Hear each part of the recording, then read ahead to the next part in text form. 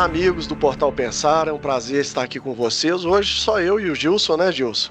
Já gravamos Sim. tantas vezes aí, já tem muito tempo de inatividade de algumas gravações que nós fazíamos, né? O Sérgio e a Andréia continuam com a leitura e reflexão sobre as cartas, as grandes mensagens, né? Mas nós tínhamos interrompido e surgiu na oportunidade do seminário aqui de Minas Gerais, são 2 por ano. Então, no seminário do primeiro semestre, que foi muito próximo do seminário de Petrópolis, se não me engano, surgiu a ideia, uma vez que nós observamos que muitos dos palestrantes não tiveram tempo suficiente para apresentar, porque é só uma manhã, e surgiu a ideia de gravarmos com um pouco mais de tempo e vagar sobre o conteúdo que foi apresentado pelos palestrantes durante os seminários, esses 2 seminários. E, para nossa alegria, todos aceitaram. Além de você, tem o Júlio Damasceno, que falou lá no Rio, o Afonso Chagas falou aqui em Belo Horizonte, o Alexander, que veio também a Belo Horizonte, participou também do de Petrópolis, entre outros. Então, é uma alegria te receber mais uma vez. Hoje nós vamos falar sobre a apresentação que você fez relativa à condenação de Ubalde pela igreja, e não vou adiantar muito para não dar spoiler. Mas queria que você se apresentasse novamente para os membros aí do Portal Pensar, para todos os amigos que vão assistir essa conversa nossa. Queridos amigos, bom dia, boa tarde, boa noite. É uma alegria muito grande nós estarmos aqui com vocês. Fico aí agradecido ao convite do Portal Pensar para estarmos juntos, conversando mais sobre o Balde, que tanto agrada a nossa alma. Eu sou Gilson Freire, me apresento como um estudioso da obra de Ubalde e, além de estudioso, um apaixonado pelo Ubalde. Aliás, ele está sempre aqui comigo, né? Esse é um desenho que meu pai fez e me presenteou e que sempre me acompanha aqui. Fica aqui na intenção de estar me inspirando, né? Pelo menos na intenção. Mas é isso, né? Eu já perambulo pelas plagas uboldianas aí há muito tempo no nosso país, já estivemos até fora do país, né? Sempre atrás dos congressos, dos seminários e temos escrito também algumas coisas em torno aí das ponderações, dos ensinos de Ubaldi. Que ano que foi mesmo, Gilson, seu primeiro contato com o Balde? Eu conheci o Ubaldi em 1980, até muito tempo, né? Eu fui atraído por um livro exposto numa livraria espírita, eu achei bacana a capa, estava escrito A Grande Síntese. Agora vi alguma coisa por trás disso, né? E achei atrativo o título, jamais tinha ouvido falar de Ubaldi, e por aí eu comecei. Conheci a obra lendo os livros na ordem que foram escritos, né? Até chegar no 10º, Deus do Universo, aí sim que foi uma grande revolução na minha vida, né? Eu conheci através do meu pai, também lendo o E eu livro A conheci Grande o seu pai, Síntese. o Sim, Benítez. Isso. Benítez. Ele ganhou esse Seu livro pai, do Maurício Roscoe, que foi um grande benfeitor da obra de Ubaldi, né? Distribuiu sim, muitos nós livros. conhecemos também. Seu pai colaborou conosco no primeiro Congresso Brasileiro de Ubaldi que fizemos aqui em Belo Horizonte, no ano de 2001. Sim, foi o E primeiro congresso que eu participei. o seu pai era um dos colaboradores conosco, né? Éramos poucos naquela época, né? É verdade. Hoje, E, só antes da gente começar, um filósofo, ele precisa de continuadores, né? Como é que você enxerga aí, desde que você começou a estudar o balde, a progressão dos estudos, dos seguidores e continuadores da obra de Ubaldi? Como é que você tem percebido isso? Eu tenho visto assim um incremento cada vez maior de qualidade, as pessoas realmente têm estudado, se dedicado, né? não há dúvida, né? Nós temos que criar um ambiente para fomentar as ideias e fazer com que elas não se restringam, não se percam, permaneçam vivas, alimentando os psiquismos e as almas humanas. Então, eu tenho visto com muito bons olhos esse segmento do balde e a egrégora ubaldiana, digamos assim, né, arrebanhou ilustres pensadores na atualidade que nos têm ajudado muito a manter essa chama acesa, né? Então, eu tenho uma grata felicidade de viver numa época em que compartilhei conhecimentos de Jorge Damas, Maurício Crespim, Jorge Damasceno e outros mais, né? Que foram elementos importantes para manter acesa essa chama, sabe? E depois aqui na nossa cidade, nós conseguimos arrebanhar um pequeno grupo de entusiastas, temos realizado aí seminários semestrais e no passado realizamos muitos cursos de balde. Então, nós arrebanhamos companheiros fabulosos que têm nos ajudado na compreensão da revelação baldiana, né? Companheiros muito queridos aqui nossos, né? Doutor Eduardo Loureiro, Roner, Afonso Chagas, né? O Arthur, O Thales tem se mostrado um grande Thales, né? O estudioso, Thales, o Ellison, né? o Ellison, O Thales é fantástico, né? a Jo, o Vanderlei. A Jô, né? Uma pancada de gente aí bacana, É, né? é isso E aí. isso aí ajuda demais. Então, inclusive o nosso querido Guilherme aqui, né? Que está perto de nós também, que tem usado os meios digitais para manter as nossas discussões, as nossas divulgações, a turma do podcast, a turma do Rio, né? Sou bacana Sim, demais, pessoal lá de Niterói, né? isso. Eu chamo de meninos do Rio, né? O Rafael, Ah, são inclusive o gente. seminário acho que foi em Niterói, não foi em Petrópolis. Não, eu falei Petrópolis, acho que foi em Niterói mesmo. Foi em Niterói, foi lá com a turma do Rafael, né? Isso. Luiz Felipe. O Luiz Maravilha. Bom, Felipe, deixar um abraço, inclusive, para o pessoal do portal, Luiz Felipe, Elemara, Neto, Sérgio, todo mundo aí, essa Andréia, turma Adriana. toda, né? Sérgio, já não dá nem para numerar tudo. É, bastante gente. Enumerá-los, mas são muitos, né? Não dá para citar todos, né? É isso aí. Inclusive, até peço Bom, desculpas, né, de não deixar algum companheiro sim. aí sem citar, mas Ah, com são todos certeza. Muitos ficaram de importantíssimos, né? fora. Ô Gilson, eu achei muito interessante a apresentação que você fez. Eu não sei se você se recorda, mas no seminário que nós fizemos na Fazenda Modelo, nós apresentamos toda a saga relativa ao Congresso, que acabou também por fazer o mesmo que a Cúria Católica fez, né, com o balde, colocando ele no índex católico, e de certa forma, naquele congresso, a obra de Ubaldi foi colocada no índex espírita também, né? Então, eu achei muito interessante, você me inspirou a fazer esse trabalho, que depois, no final, se der tempo, eu vou apresentar rapidamente, com alguns dos padres da igreja. Eu baixei os livros da patrística. Eu lembro que o Júlio Damasceno uma vez apresentou também num congresso esse material. E vou apresentar um trecho só rapidamente do Justino Martin, mas muito interessante. E você citou alguns como Orígenes, e agora você tem bastante tempo para iniciar a sua apresentação sobre esse ato condenatório, e com o tempo que você precisar, tá bom? Tá bem, vamos abordar o assunto, então. Primeiro, o assunto geral da condenação em si, para depois nós focarmos na condenação propriamente de Ubaldi, né? E esse fenômeno da condenação percorre a história do pensamento humano. Isso vem de longe, né? Isso tem raízes no nosso próprio modus operandi, né? Nós operamos dessa forma, nós resistimos a todas as verdades que aparentemente contrariam aquelas que tomamos por sagradas e combatemos veementemente, né? Todas que parecem contrariar as nossas mais profundas crenças.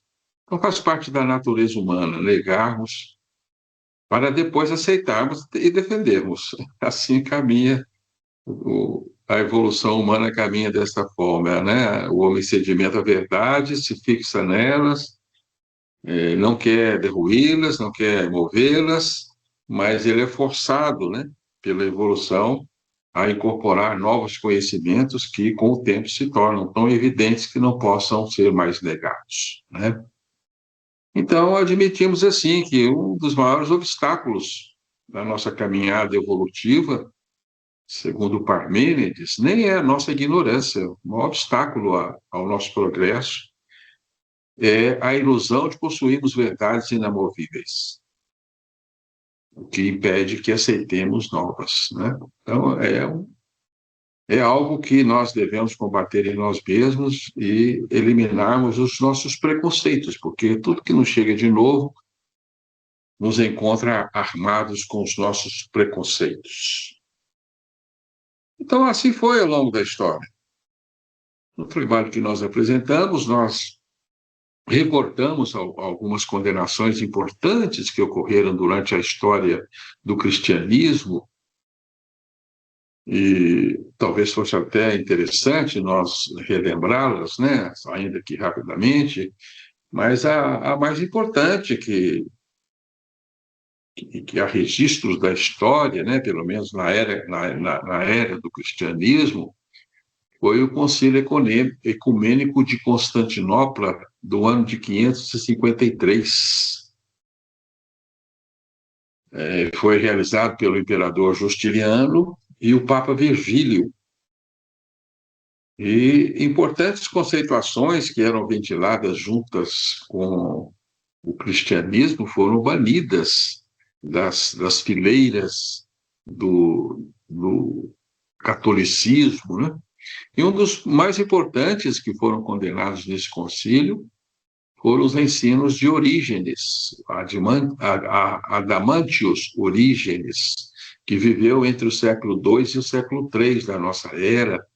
Era um sábio de Alexandria e ele criou uma doutrina cristã profundamente baseada nos ensinos do Cristo, mas ele trazia uma interpretação diferente até então, né? Para nós não é diferente mais, mas ele Sim, acreditava que nós, exatamente o que ensina o Balde hoje, né? Nós não éramos descendentes de Adão e Eva, nós éramos os próprios Adãos e Evas que vivíamos perpassando pelas muitas vidas do nosso universo e que todos nós seríamos resgatados, seríamos libertos e retornaríamos ao plano divino.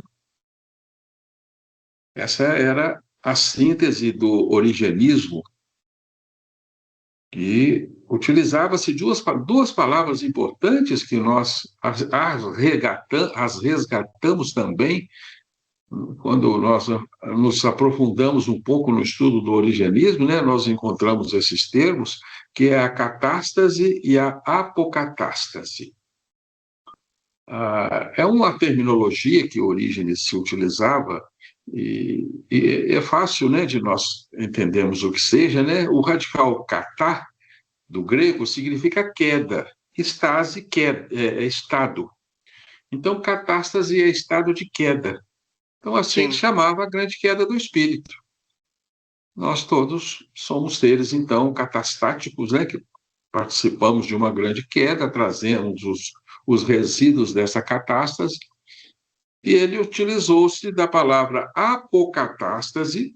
Apo é um prefixo grego que remete para o oposto de.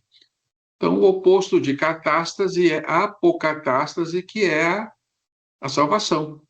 Ele Uhum. definia a apocatástase como a restauração final de todos os ímpios.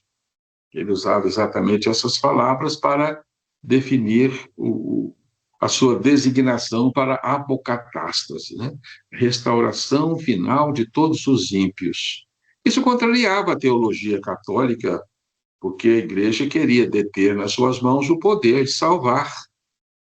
Ela até vendia indulgências, né, para salvar aqueles que lhe interessavam, e também destituía a doutrina do inferno eterno, das penas eternas, que também contrariava os ensinos não cristãos, católicos, né, que também não era de interesse da igreja. E trazia também a reencarnação, que era outro fundamento combatido em todas as épocas pelo catolicismo. Então, o origenismo foi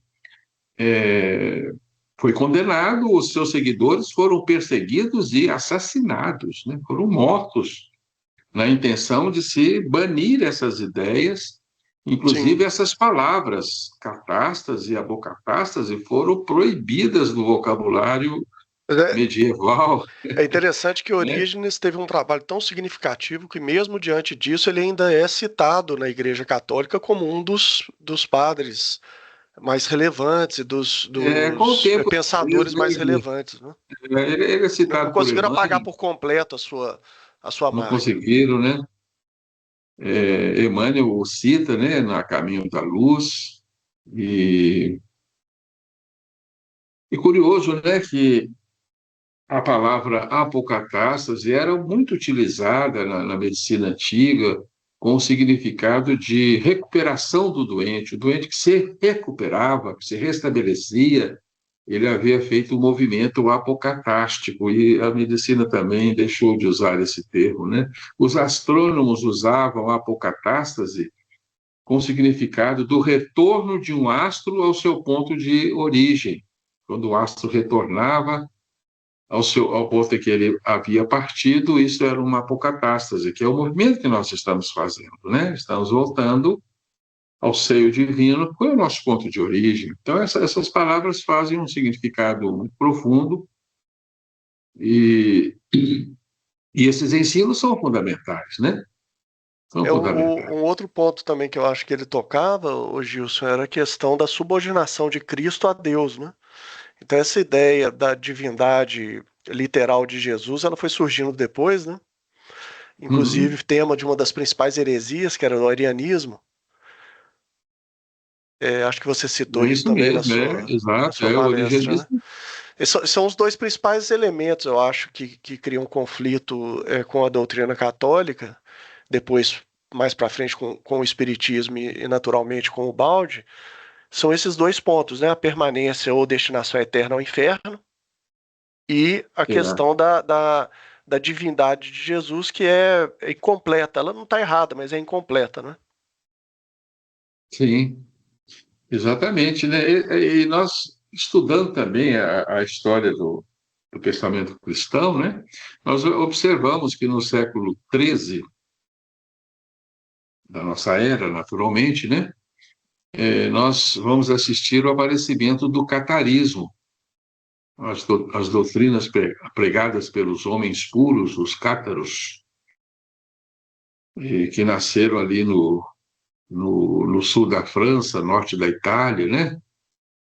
Eram chamados albigenenses também, né? Porque essa doutrina foi muito vigorosa ali em Toulouse, em Albi, cidade francesa, né? Albigense, né? Os chamados albigenses.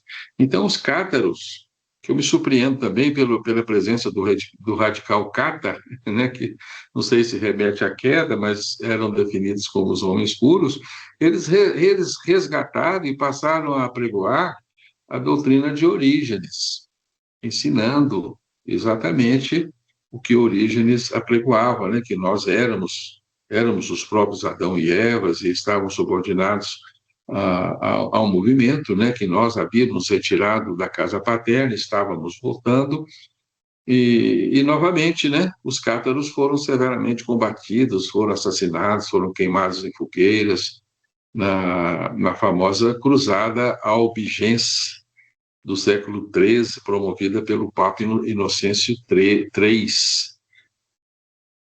E, e há um registro que eu me deparei estudando os cátaros. Dizem que um dos mestres cátaros anunciou, antes da sua morte, que aqueles ensinamentos retornariam 700 anos depois. Século XIII. Curioso demais, né? Mais 700, nós temos século XX, né? Exatamente, com o balde, esses ensinos voltam à Sim. tona. Eu já ouvi até Então, uma música com esse tema, acredita? uhum. Uma música, eu já ouvi uma música com esse tema, sobre a volta dos cátaros. Ela é Olha, uma música interessante, hein? meio hippie, enfim, é de uma turma meio hippie lá. É, Então é possível que essa turma do bode aí seja a reencarnação dos cátaros, né? Bem provável, né? As heresias, elas são prenúncios, muitas vezes, daquilo que virá pela frente, uma antecipação do futuro. Você acha isso? Gente, com certeza, né? São julgadas heresias numa época para depois serem aceitas, né? É compreensível, eu acho, queria sua opinião, Gilson, sobre a dificuldade que em certa época há para acolher determinadas verdades, com risco, às vezes, de colocar mais a perder do que a ganhar. Você acha que faz algum sentido, assim, de que as coisas têm um fluxo natural e que muitas vezes, por exemplo, o próprio arianismo, ele submeteria a igreja a um fracionamento, talvez, naquela época, que eventualmente pudesse ser mais danoso. Não que a verdade deva ser rechaçada ou tenha alguma justificativa para isso em alguma época, mas não é natural também que, em certos momentos, uma verdade ela vá provocar diante da infantilidade, da mentalidade da época, certas reações também que não são desejáveis? Com certeza, isso ocorre em todas as épocas, né, Guilherme? Até agora, o Sim, auge provoca exatamente esse abalo em muitas verdades que aparentam contrariá-lo, né? E nós que estamos em um balde vemos que é uma aparente contradição, na verdade, há uma concordância plena. Isso é verdade, isso ocorre em todas as épocas e, como eu disse, faz parte da natureza humana negar aquilo que ele compreende ser adverso à forma com que ele pensa. Ele se alegra muito quando encontra pensamentos exatamente iguais ao deles. E se deixasse, ele permaneceria sempre naquela mesma posição, né? Mas sim, nós temos necessidade de grandes revoluções na nossa forma de pensar para que possamos progredir. Então a gente vai por atropelos, né? As novas verdades são rejeitadas, nós lutamos contra elas, nós as queimamos nas fogueiras das ignomínias, não queimamos mais as pessoas, mas queimamos as ideias, e assim nós vamos evoluindo com esses tropeços todos até aceitarmos as novas verdades. Mas nós estávamos falando, então, percorrendo a história do cristianismo, lembrando as grandes condenações, né, da Santa Sé, e logo depois dos cátaros, nós nos lembramos do Jordano Bruno, né, que no ano de 1600 foi também queimado em Roma, na Praça das Flores, por trazer também novas ideias, ideias importantíssimas, que nos davam uma nova visão de mundo, de universo, porque ele havia abraçado-se aos ensinamentos de Copérnico, que nos ensinava que a Terra não era o centro do universo, que a Terra girava ao redor do Sol, e que as estrelas teriam outros sóis, em torno dessas estrelas existiriam outros mundos como a Terra. Então ele abre o universo fechado da Idade Média ao infinito e propõe um Deus que estaria presente em todo o universo. Então ele foi condenado de panteísta, de herege. Ele não teve ele não negou os seus ensinamentos, né? Teve a ousadia de mantê-los até a última instância, por isso ele foi queimado, né? É considerado o primeiro mártir da ciência, porque ele morre para defender fundamentos científicos importantíssimos, que logo a seguida foram aceitos como verdadeiros, né? Então ele destituiu os cânones aristotélicos, que sim. trazia uma imagem de mundo que aparentemente se conformava ao cristianismo, né? Porque a Terra era o centro, as estrelas, o Sol, a Lua giravam ao redor e Deus estava depois das últimas estrelas. Então havia um lugar para o divino, havia uma morada divina lá no céu, depois das estrelas. E Giordano Bruno, Copérnico, né, desfaz esse modelo, e esse modelo contraria profundamente a, a fé, a pueril fé católica naqueles tempos, né, que se fundamentava nessas imagens que não correspondiam à realidade. Depois, 33 anos depois, né, em 22 de junho de 1633, nós vamos nos encontrar com o julgamento de Galileu, que também é outro momento importante, né, na nossa história. E o nosso Galileu foi levado ao Tribunal da Inquisição, diante do Papa Urbano VIII, e nessa ocasião ele foi condenado exatamente por ensinar os mesmos fundamentos de Copérnico e de Giordano Bruno, né? Ele dizia que não, que a Terra girava ao redor do Sol, que o universo se entreabria ao infinito, né? Que as estrelas eram outros sóis, havia outros mundos. E, então, o Galileu foi interrogado pelo Tribunal da Inquisição e ele sabia que se ele continuasse a afirmar essas verdades, ele seria queimado também, como Giordano Bruno, né?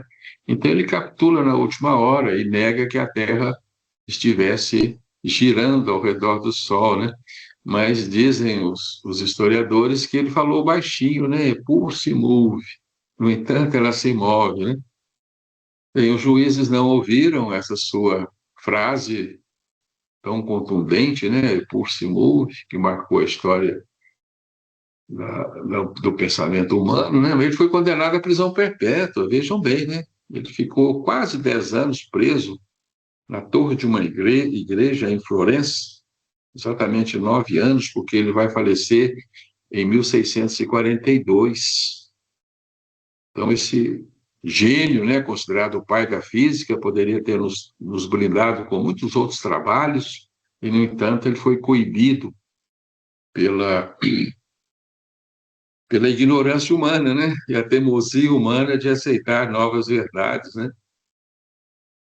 Porque contrariavam profundamente os ensinos bíblicos. Essa obstinação ortodoxa, ela é uma demonstração da queda também, de uma certa forma, não é, Gilson? Porque ela configura esse campo de luta em que nós nos metemos de alguma forma, e de dualidades e uma delas é essa, de heterodoxia e ortodoxia. Aquilo que busca o novo busca, de uma certa maneira, avançar, e aquilo que resguarda o patrimônio, as tradições e o passado. E Com dessa certeza, luta surge o desenvolvimento que o Baldi descreve tão bem na sua obra. Não é isso? não há dúvida. E, ao mesmo tempo, é uma defesa do nosso psiquismo, né? Nós precisamos de pontos fixos em que nos apoiarmos, senão Uhum. nós nos resvalamos para um fosso de, de penosas dúvidas, porque você É. perde todo o sustentáculo das verdades em que você se firma. Sim, Então, a gente precisa disso também, né? são ciclos, né? Precisamos nos firmar, precisamos nos firmar em certas verdades para nos sustentarmos na vida, e aí geramos uma série de defesas para que elas não sejam demolidas, né? Isso Mas eu mesmo. dizia, né, que o texto bíblico, né, nos fala, por exemplo, lá no livro de Josué, conta-nos que Josué pediu a Deus para que parasse o movimento do sol e da lua, para que a batalha contra os amorreus fosse vitoriosa, que eles pudessem destruir os seus inimigos, né? E, de fato, Deus parou o sol durante 24 horas para que os judeus pudessem combater e vingarem-se dos seus inimigos, os amorreus. Então, essa história está lá na Bíblia, né? No livro de Josué, e ela é tida como verdadeira. Agora, como que Deus poderia ter parado o movimento do Sol se o Sol não girasse em volta da Terra? Não poderia negar isso, né? Se a Terra não girasse em torno do Sol, é verdade. E lá no Salmo 93, no Salmo 75, nós temos também outras aparições no Salmo, né? Referindo-se a Deus. Tu fixastes eternamente as colunas da terra, tornando-a imóvel, né? Então, aferia-se também que a terra estava fixada em colunas imóveis. Bem, assim foi, né? Mas a igreja teve que capitular, né? Mas cerca de quase 400 anos depois, porque em 1992, o Papa João Paulo II promulgou finalmente a absolvição do Galileu. Vejam bem, né? Cerca de 300 anos depois, né? 3 séculos depois, né? Coisa, hein? Do século XVII ao século XX. Então, apenas no século XX é que a igreja se vergou contra a evidência dos fatos, admitindo que Galileu estava com a razão. É até irônico, né? É uma ironia isso, né? Bem, mas nós temos também outra condenação importante na nossa história, que não é propriamente pela Igreja Católica, mas pelos israelitas, né? A comunidade judaica de Amsterdã, em 1656, excomungou o Spinoza, nosso famoso filósofo, um dos pais do monismo, porque ele foi condenado também de heresias por apregoar um Deus que residia também na natureza, né? Que Deus era tão infinito quanto o universo, e ele foi condenado, então, de também panteísta, e, coitado, ele sofreu muito com a condenação, porque as pessoas não podiam se aproximar dele 200 metros, vejam bem, Ele foi 200 exilado metros. no próprio corpo. Ficou exilado o nosso Spinoza, coitado, né? Mas a gente sabe que a vida, na sua sabedoria, ela sabe muito bem defender aquilo que tem valor para o ser humano, aquilo que nós precisamos conhecer, é defendido pela vida. As pessoas podem ser condenadas, mas os ensinamentos sobrevivem, né? E terminam por convencer-nos da sua realidade. Assim a gente evolui aos trancos e barrancos, passando então por quebras de paradigmas. A evolução se dá aos saltos, portanto, né? A evolução não é linear. Aquela quietude ideológica da evolução, ela é rompida por novos e súbitos ensinamentos, né? Que quebram a quietude paradigmática para nos elevar a novos patamares, né? Depois, outra condenação importante da igreja foi a que aconteceu em Barcelona, em 9 de outubro de 1861, o chamado Auto de Fé de Barcelona, em que foram queimados 300 livros espíritas na praça pública de Barcelona. Já não se queimavam mais as pessoas, né? Então, o Kardec se safou, mas os seus livros foram queimados em Foi um grande impulso para a obra, né? 1861. Porque Foi uma tornou grande ela mais propaganda visível. para a obra, né? Porque despertou a curiosidade do povo, daqueles que já não se sujeitavam mais às determinações da igreja, né? Bem, mas aí nós já podemos partir para o balde, né, Guilherme? Sim, deixa eu só registrar uma Recordando aí. observação que eu nunca perguntei a sua opinião sobre isso, Gilson, mas eu acho que ela é fundamental para entender o valor da filosofia e da obra universalista do nosso querido italiano, brasileiro italiano, né? Do Ubaldi. Com o crescimento das doutrinas humanistas, digamos assim, o iluminismo, as doutrinas que resgatavam a ideia do homem no centro, que rechaçavam a ideia de um poder da igreja, né, teocrático, enfim. Né, tem aquela frase dos revolucionários que nós vamos enforcar o último papa nas tripas do último rei. Esse livro. E, e esses movimentos, eles, de uma certa maneira, que vinham na forma de. O Baldi escreve isso bem na obra dele também, né? Que vinham na forma de rechaçar esse ciclo anterior, eles também tiveram consequências, não é? Por exemplo, o esfacelamento da unidade da igreja. O Baldi, na carta aos cristãos, ele intima os cristãos a se reunirem novamente sobre a figura do Cristo, né?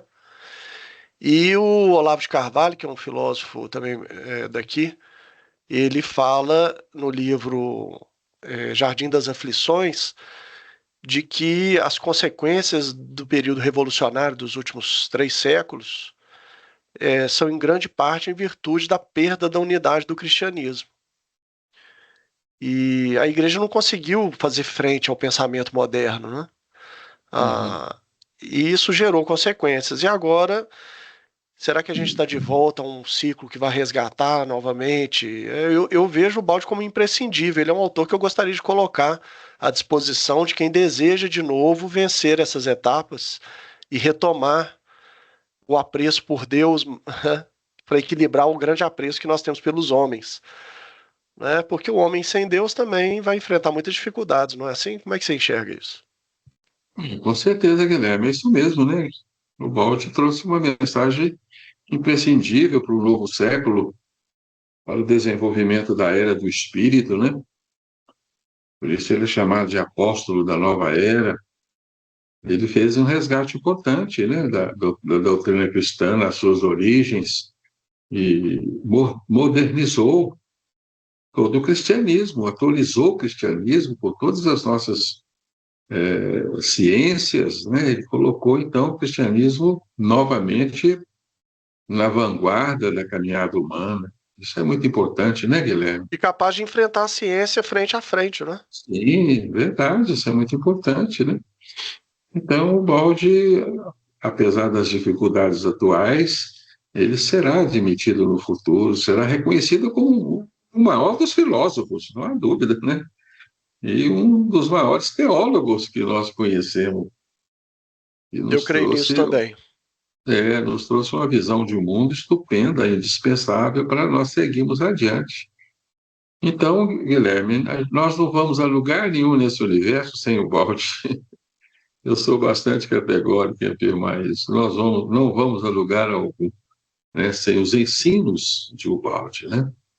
É isso mesmo. Ô, Gilson, vamos encerrar o nosso papo por aqui. A gente continua num próximo episódio. Eu só vou fazer essa marcação aqui porque eu acho que o assunto foi muito interessante, foi uma boa introdução e depois na sequência, nós entramos no tema da E na condenação de condenação Ubaldi. propriamente de Ubaldi, que é o nosso tema, né, Exatamente. Guilherme? É isso aí. Mostrar para vocês, né, todos os percalços e todos os pontos em que Ubaldi foi acossado, né, foi condenado, né? Tá bem, É, mas vamos aguardar uma nova oportunidade para isso. penetrarmos, né, na temática que nos diz respeito, porque de Ubaldi mesmo falando um pouco, É. A gente né? continua a gravação, pessoal, e vamos disponibilizar um novo episódio, mas a gente se despede de vocês por aqui e fiquem ligados para vir num novo episódio, onde eu e Gilson vamos continuar esse bate-papo sobre a condenação de Ubaldi, depois desse percurso histórico, e né, situando vocês todos nesse contexto. Tá bom? Um grande abraço e obrigado pela E presença de agradeço vocês e também, pela viu? audiência. Agradeço também pela participação e continuemos juntos, se Deus quiser.